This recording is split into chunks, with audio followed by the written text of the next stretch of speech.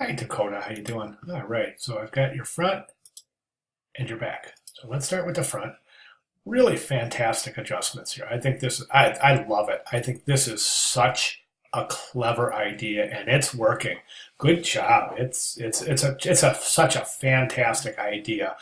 And it's that double entendre that we as designers we just search for endlessly, looking for ways to create that double entendre where something acts and behaves as one thing, but also has perfect capability to act and behave as something else. And that is one of the holy grails in design, is to be able to establish that double entendre, and you've done it beautifully here. Love it, love it. A couple of recommendations on the front. Okay, right now this ascender for the L. This is where it comes into the arm. It almost looks like this could be construed as a Malaya. This almost could be an I. Okay, and the reason is because of the difference in that. What I would do is I would increase the arm, keep the hand, but just increase the size of that arm a little bit. Just so it just kids. So there's no way to misinterpret that as an IA instead of a LA. Okay. She's known as Malala, so I'm perfectly cool with Malala being larger than Yousafzai. I always had such a hard name with her time with her last name, Yousafzai. Now, the other thing is I still think this is a little bit too far. I would move that up a little bit. Watch my cursor. Oh, I can't do that, can I? No, watch my cursor. Right about there. Just move it up just a little bit. So take the cap line or the ascender line and use that as your baseline and just move that up a little bit. Don't be worried. It's not going to interfere. It's going to just keep it far enough from that descender and that F so that it doesn't encroach on that. The other thing I would do after you move that up a little bit, I would get this in alignment. Okay, now serif typefaces are always difficult.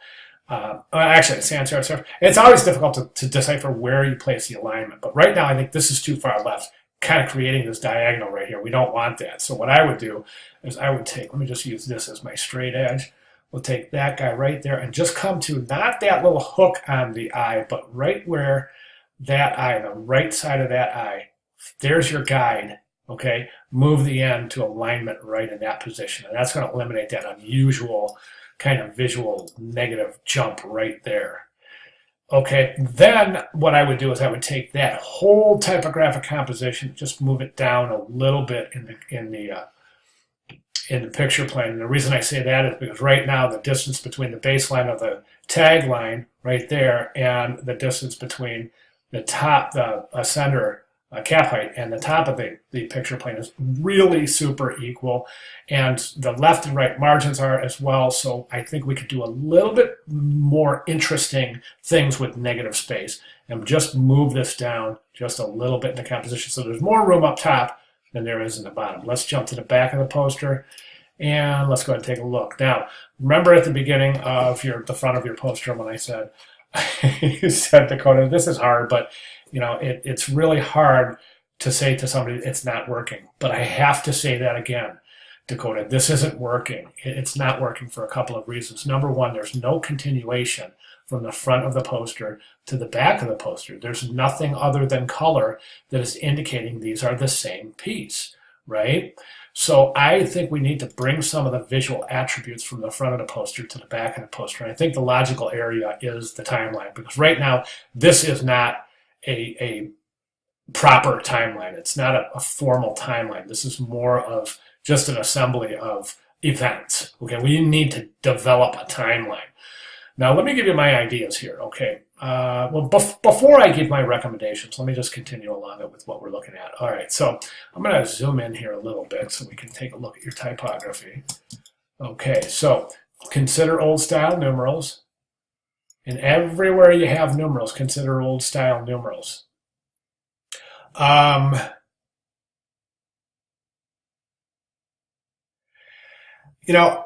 you reverse type, especially, this is okay. And I would even increase the tracking on that a little bit. But when you reverse type, meaning it's a color on a color background, not just black and white. You really have to take a look at your, hey, you've got old style right here. Oh, outstanding. You're using old style numerals in your body copy. That's fantastic. I'm so pleased to see that. All right. So let's try old style. You know how to do it. Let's try old style numerals in your timeline. Okay, anyways, as I was saying, you're talking about the typographic color here, and I think one of the reasons is because you're using a serif typeface and reversed type. It's color on color, right? So in that respect, you definitely have to increase your tracking here, because as we move out on this, especially as this is a poster will be seen at a different distance, it's just like a series of lines. It's really not even, I mean, you don't even have to zoom out that much to realize that these are just too close. That's what's creating that really super dark typographic color. So I would increase the tracking on that. Okay, now my idea is there's this black line through here. I don't know what that is. I don't know if that's a mistake. I didn't see it in here. It's not there, so it's probably just some PDF rendering. Something went wrong there, so watch that. Okay, now the image itself, I mean, I'm not real sure what this angle is and what purpose it serves. There's seemingly no continuation to the front of the posters. We don't see, I mean, we see this kind of angle, but is that enough to build a concept on? I say not. What I would do is I would just, and I hate to sound discouraging, but as I said, this isn't working. I would recompose the back of this poster. Put your thinking cap on and really, really think about it. I'll give you some ideas. But right now, I just don't think it's working. I just think it looks like a series of unrelated elements, okay, instead of a composition. Now, there's a couple of things you really have going for you. All right, this is great. I think we could use this for a timeline. Okay, so this is a little girl raising her hand, right? This is, presumably the girl is in school. She's raising her hand. Presumably when a little girl's in school, she's with the other group, with a group of other students. So theoretically, you can take this and duplicate it several times. You can change the hair to make it a boy.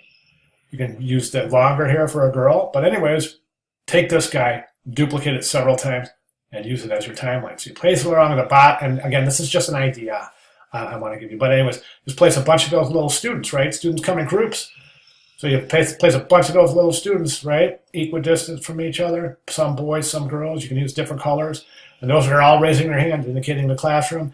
Then, right above that, you can place your timeline information. So here's a little girl. Here's the timeline right above it. There's the information. Then there's another little girl. Information. Then there's another little girl. This time you can come off the bottom and place the information. You see what I'm saying? So you can theoretically, you can build the timeline using repetition of that element right there and changing it a little bit to make boys and et cetera, et cetera. The next thing I would recommend is this is, you know, the only thing I'm thinking of here is I'm wondering if it might be interesting to take that image and grab your color from that image. So in other words, I'm not seeing, is that the background color? I think it is, so you're all right, though. So it looks like you've kind of already done that. You've taken yellows, oranges, and that green color from the background image. And again, that's advanced stuff, so that's a great technique.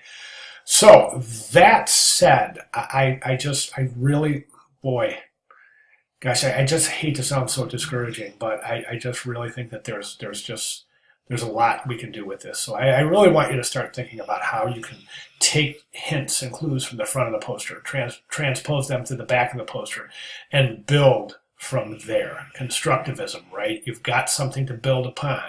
Let's start working on that and see how we can really recompose this to make it engaging and interesting. Now, your rags. I want to talk about your rags. Of course, we're not going to talk about rags here. We're going to talk about rags here. And let's jump over here. We'll zoom in so I can give you some really good examples of your rags. All right. So right now, you've got this wavy pattern, right? Watch my cursor. It goes like this. It goes whoop, like that. It's just one wave. You do not want that. You want your rags, you want your lines to go long line, short line. This is your best set of rags in the 3 paragraphs.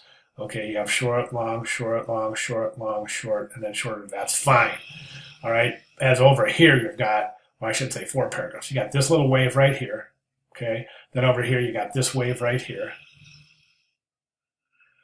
Okay. Then you've got this wave right here. And this one's really, you've got this wave right here. Okay, you don't want those. Okay, so you definitely want to adjust your regs. All right, so yes, that is the green from that. So your color scheme's spot on, perfect, good job. All right, so those are my recommendations. If you have any questions, comments, concerns, or other, please let me know. Thank you.